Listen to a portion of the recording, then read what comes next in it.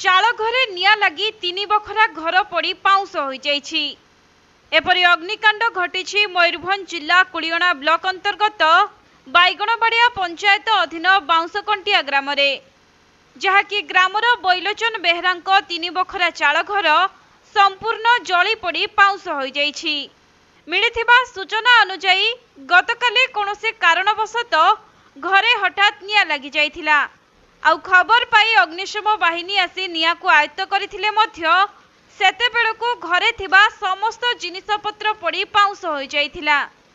एही अग्निकांडरे घरर आसबाब पत्र सांगकु टंका धान चाउल दरकारी कागज पत्र सबकिछि जली ध्वंस हो जाइछि। तेबे निया लागिबार कारण अस्पष्ट थिबा बेले अग्नि विपन्न परिवारंकु एबे सहायतार आवश्यकता रहिछि।